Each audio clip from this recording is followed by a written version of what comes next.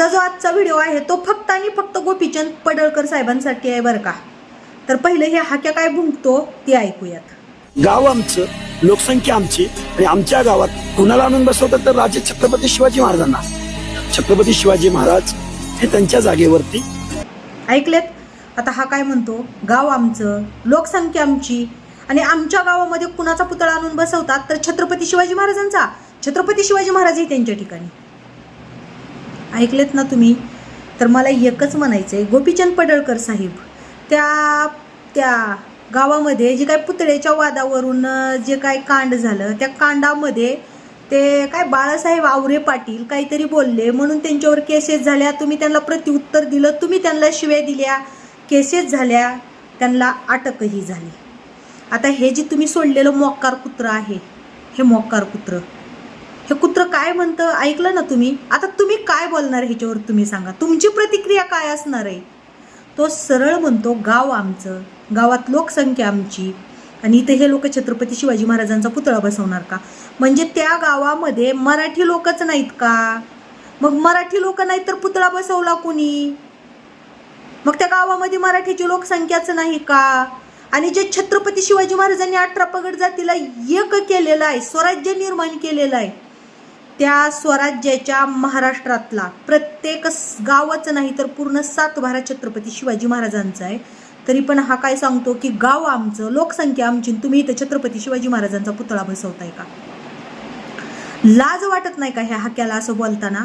आणि गोपीचंद पडळकर साहेब, तुम्ही त्या बाळासाहेब आवरे पाटलांना अटक करायला लावली, आता ह्या हाक्याला अटक करायची मागणी नाही करणार का तुम्ही? का तर हा तुमचा आहे आणि तुमच्या हातात सत्ता आहे, सत्ता ही तुमच्या पक्षाची आहे.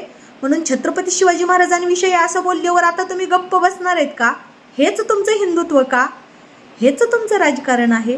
हेच तुमचं समाजावरचं प्रेम आहे? हेच तुम्ही समाज एकजूट ठेवताय का? हेच मानताय का तुम्ही छत्रपती शिवाजी महाराजांना? खरंच जर तुम्ही सगळ्या जातीला समान धरत असाल आणि छत्रपती शिवाजी महाराजांना खरंच मानत असाल तर पहिलं ह्या हाक्याला पण बाळासाहेब आवरे पाटलांसारखा आतमध्ये टाका. जर खरंच तुमचे दम आहे ना, तुम्ही जातीभेद करत नाही ना, तुम्ही हिंदुत्व सांभाळताय ना, तर आज हा हाक्या हिंदूच्या राजेवर बोललाय असा की गाव आमचं, गावातली लोकसंख्या आमची. बरं, आता ह्याचा पुढचा व्हिडिओ ऐकूयात. एकदा जनतेला कळू द्या ना की राजा किती लायकीचा आहे, तो कोण राजा, कुठला राजा, आणि आम्ही त्याला राजा म्हणायचं. त्यामुळे राजा फिजा कोण नाही ना. हा काय म्हणला की कोण राजे फिजे, आम्ही कुणाला मानत नाही वगैरे वगैरे. योग्य आहे हे बोलणं पडळकर साहेब? तुम्हाला तरी शोभतं का ह्याचं हे बोलणं? तुम्हीच सांगा. आता ही पुढचा व्हिडिओ ऐकूयात ह्याचा. कोण नाही तर आम्ही पुतळा बसवायचं निमंत्रण दिलं का तुम्हाला?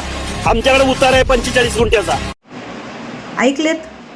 हा काय बोलतो, आम्ही आमंत्रण दिलं का छत्रपती शिवाजी महाराजांना गावात बसवायला? छत्रपती शिवाजी महाराजांचं स्मारक बसवायला काय आम्ही आमंत्रण दिलं का? म्हणजे छत्रपती शिवाजी महाराजांचं स्मारक बसवायला ह्याच्या आमंत्रणाची वाट बघायची का? म्हणजे हे ना आमंत्रण दिलं तरच छत्रपती शिवाजी महाराजांचं स्मारक बसवायचं का? हे जे आमचे हिंदुत्ववादी मराठे आहेत ना, हिंदुत्ववादी मराठे म्हणते, डुप्लिकेट हिंदुत्ववादी, ते झोपलेले आहेत ना, म्हणून हे सगळं चालतं. जोपर्यंत ते मराठे जागे होत नाहीत तोपर्यंत आपल्या राजाचा अपमान असाच होत राहणार आहे. ह्या हाक्यासारखे कुत्रे पडळकर साहेबांनी भुंकायला सोडलेत, तर ह्यांना अटक करायची मागणी पडळकर साहेब कधीच करणार नाहीत, कारण हे कुत्र पडळकर साहेबांचंच आहे. आता हे आवरे पाटील हे बाळासाहेब आवरे पाटलांना अटक करायची मागणी मात्र केली, त्यांना अटकही झाली.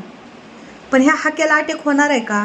म्हणजे छत्रपती शिवाजी महाराजांपेक्षा गोपीचंद पडळकर साहेब मोठे आहेत. म्हणजे त्यांना काय बोललं तर अटक होऊ शकते, पण छत्रपती शिवाजी महाराजांना काय बोललं तर मग नाही अटक होऊ शकत का? का तर त्यांच्या हातात सत्ता आहे, त्यांच्या हातात राजकारणाची व्यसन आहे, म्हणून हे काही बोलू शकणार, म्हणून हे दादागिरी दाखवणार. आता ह्या गोष्टीवर पडळकर साहेब काहीच बोलणार नाहीत का? जागे व्हा रे. हे जी राजकारण्यांचे, राजकर्त्याचे जी तळवे चाटणारे हिंदू आहेत ना धर्माच्या नावाखाली, आत्ता तरी जागे व्हा. आता दुसरा एक प्रकार सांगते. कुठल्या तरी गावामध्ये मेंढपाळ गेलेले होते आणि तळेवर पाणी पाजण्यासाठी एका शेतकऱ्याने अडवलं आणि पडळकर साहेबांना त्यानं त्याच्यात शिवीगाळ केली. त्या शेतकऱ्यानं तिथं नंतर माफीही मागितली. आता ते अडवल्याला व्हिडिओ आधी बघा. तू बाहेर काढ, नको सांगू. बाहेर काढ बकरे. तुझ्या बापाचं तळ नाही, बाहेर काढ. चल, तळ आहे ना माझ्या जमिनीची. असू द्या पण मुक जनावर आहे. पाणी आणलं आम्ही पुढे चाललोय, आम्हाला राहायचं नाही. तुला अजून लय सांगत नाही मी. अहो पण आम्हाला राहायचं नाही भाऊ. चुट्या नको समजू मला. तू बाहेर काढ चल लगेच. मी एका मिनिटं सांगतो. बाहेर काढ. हो काढा बाहेर. एक गेलं ना तिकडं. बोल बर बर बर. हा नाही तिकडं नाही. गोप्या बिट्या आहे ना, तो पागळकर. हा त्याच्या आईच्या गाडीत पाय घालीन मी.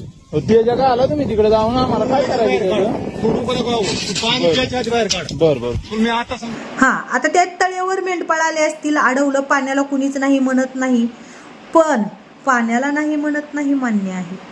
पण छत्रपती शिवाजी महाराजांचा पुतळा बसवताना जर तुम्ही सांगत असाल की गाव आमचं, सत्ता आमची, लोकसंख्या त्या गावातली आमची, मग तुम्ही तिथं महाराजांचा पुतळा का बसवायचा?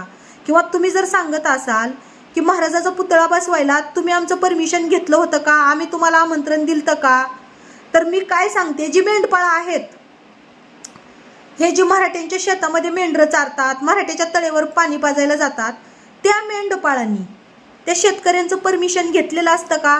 शेतकऱ्यांनी त्या मेंढपाळाला आमंत्रण दिलेलं होतं का की या तुम्ही आमच्या शेतामध्ये? त्या शेतकऱ्याच्या मनाचा मोठेपणा आहे आणि त्याची ही चुकी झाली की त्यांनी पडळकर साहेबांना शिवीगाळ केली आणि त्यानं त्याविषयी दिलगिरी व्यक्त केली आणि माफी पण मागितली की मी माफी मागतो, मी बोललो. तो ते शेतकऱ्याचा मोठेपणा आहे, मनाचा मोठेपणा आहे म्हणून माफी मागितली. पण मी काय म्हणते पडळकर साहेब आणि हाक्या, तुला पण सांगते, तुला एवढाच माज आहे आणि तू म्हणतो ना गाव आमचं, गावातली लोकसंख्या आमची, गावात सत्ता आमची, ही छत्रपती शिवाजी महाराजांचे पुतळे बसवणार का?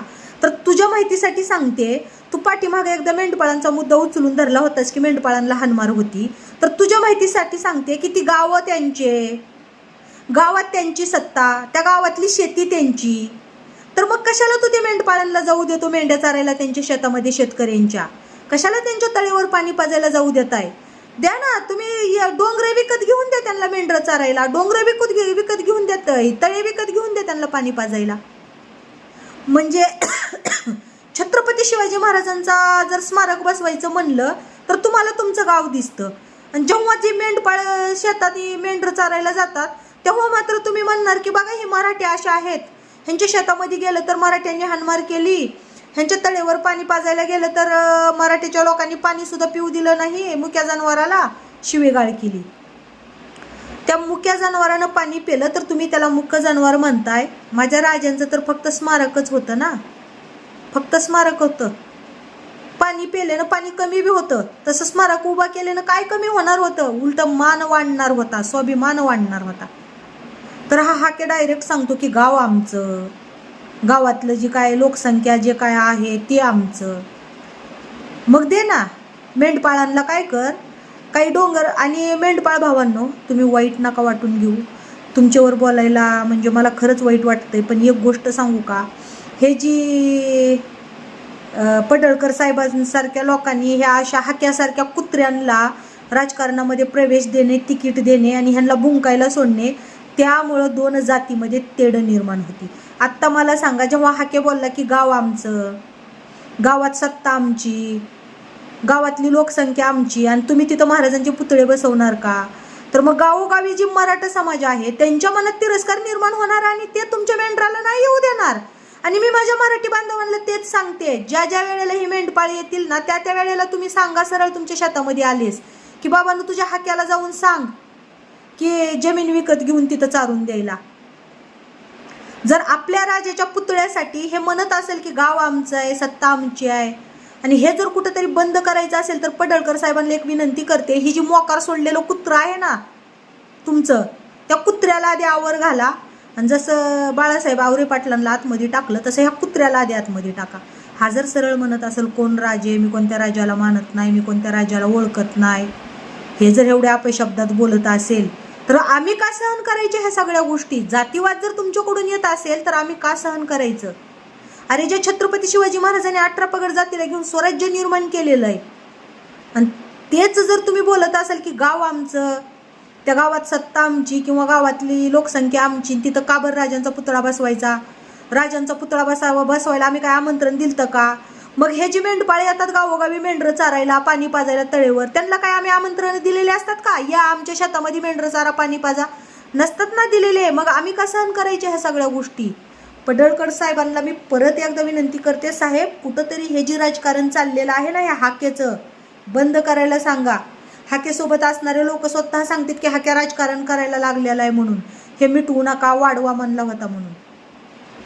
जर हाकेचे असे राजांविषयी म्हणते, छत्रपती शिवाजी महाराजांविषयी जर ह्याचे असे शब्द असतील की गाव आमचं, लोकसंख्या आमची आणि तिथं महाराजांचा पुतळा तुम्ही बसवणार का, हे जर शब्द असतील तर इथून पुढं मी माझ्या गावोगावच्या मराठा समाजाला सांगन, आपणही मेंढर शेतात येताना येऊ द्यायचे नाहीत, त्यांना बी जाणवून द्यायचं.